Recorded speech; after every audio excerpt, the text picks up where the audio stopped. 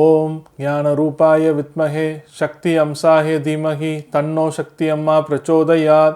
ஓம் நமோ நாராயணி, ஓம் நமோ நாராயணி, ஓம் நமோ நாராயணி. இன்று நல்ல நாள்.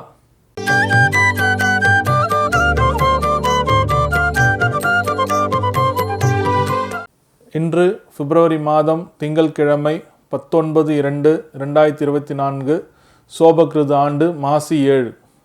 நல்ல நேரம் காலை 6:30 மணி முதல் 7:30 மணி வரை, மாலை 4:30 மணி முதல் 5:30 மணி வரை. கௌரி நல்ல நேரம் காலை 9:30 மணி முதல் 10:30 மணி வரை, மாலை 7:30 மணி முதல் 8:30 மணி வரை. ராகு காலம் காலை 7:30 மணி முதல் 9 மணி வரை. குளிகை காலம் மதியம் 1:30 மணி முதல் 3 மணி வரை.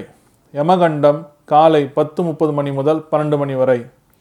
கும்ப லக்னம் இருப்பு 3 நாழிகை 47 வினாடி. சூரிய உதயம் காலை 6:33. திதி இன்று பிற்பகல் 12:55 வரை தசமி, பின்பு ஏகாதசி. நட்சத்திரம் இன்று பிற்பகல் 2:21 வரை மிருகஸ்ரீஷம், பின்பு திருவாதிரை. நாமயோகம் இன்று பிற்பகல் 2:52 வரை விஷ்கம்பம், பின்பு பிரீத்தி. கரணம் இன்று அதிகாலை 1:02 வரை தைத்துளம், பின்பு பிற்பகல் 12:55 வரை கரசை, பின்பு வணிசை. சந்திராஷ்டமம் சுவாதி விசாகம். இன்றைய கோச்சார கிரகங்களின் அமைப்பு.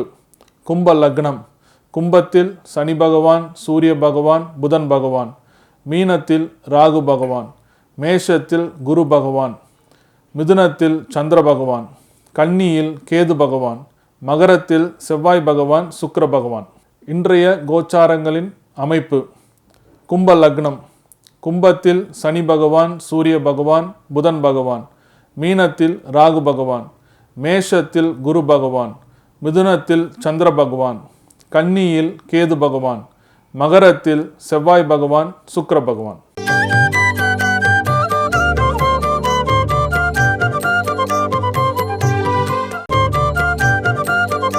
அன்பார்ந்த சிம்ம ராசிக்காரர்களே, இன்றைய நாள் உங்களுக்கு ஒரு பயம் உள்ள நாளாக அமையப் போகிறது. பயம்ன்றது எப்படின்னா, நீங்கள் செய்ய போகிற செலவுகள் எல்லாமே திட்டமிட்டு செலவு இல்லாமல் உங்களோட மனசுக்கு ஏற்ற மாதிரி செலவு பண்ணிவிடுவீங்க. செலவு பண்ணிட்ட பிறகு ரொம்ப பயப்படுவீங்க. அதிகமாக நம்ம செலவு பண்ணிட்டோமோ, இல்லைன்னா அவன் கேட்ட பணத்தை நம்ம யோசிக்காமல் அதிகமாக கொடுத்துட்டோமோ அப்படின்னு சொல்லிட்டு ஒரு பயம் இருந்துக்கிட்டே இருக்கும். அதனால் இந்த நாள் பணம் செலவு சம்பந்தப்பட்ட விஷயத்தில் கொஞ்சம் ஜாக்கிரதையாகவும் எச்சரிக்கையாகவும் இருக்க வேண்டியது ரொம்ப முக்கியமான விஷயம்.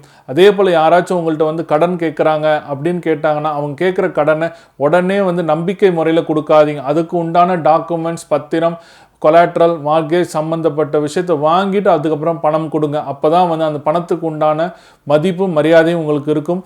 பிற்காலத்தில் அந்த பணம் இழந்தாலும் கூட இந்த சொத்து உங்களுக்கு காப்பாற்றும். அதே போல் இந்த ஆன்லைன் பேமெண்ட் சம்மந்தப்பட்ட விஷயத்தை எதையுமே செய்யாதீங்க. ஒரு அளவுக்கு மட்டும் ஒரு 1000-5,000 ரூபாய் வரைக்கும் நீங்கள் ஆன்லைன் பேமெண்ட் பண்ணலாம்.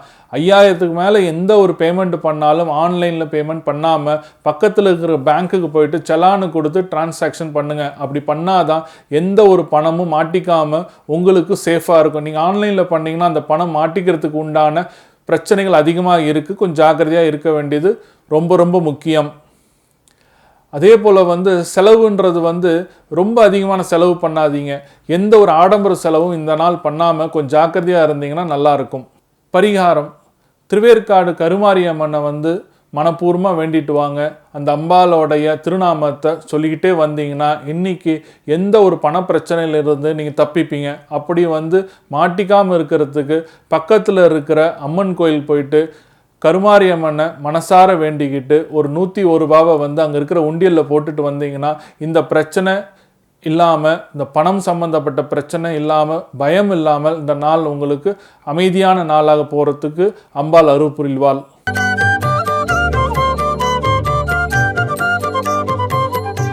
கனவுகளும் பலன்களும். இன்றைக்கி நாம் கனவுகளும் பலன்களும் பகுதியில் பார்க்க போகிற கனவு விபத்து. இப்படி விபத்து வர மாதிரி வந்தாவே எல்லாரும் என்ன நினைப்பீங்கன்னா, ஐயோ ஏதோ நடக்க போகுது, நமக்கு பிரச்சனை வரப்போகுது, நமக்கு தேவையில்லாமல் ஒரு செலவு வரப்போகுது அப்படின்னு சொல்லி நீங்கள் நினைப்பீங்க. ஆனால் அது அந்த அர்த்தம் கிடையாது. விபத்து உங்கள் கனவுல வந்துச்சுன்னா சொத்து சேர்க்க போறீங்கன்னு அர்த்தம், இல்லைன்னா சொத்து வரப்போகுதுன்னு அர்த்தம்.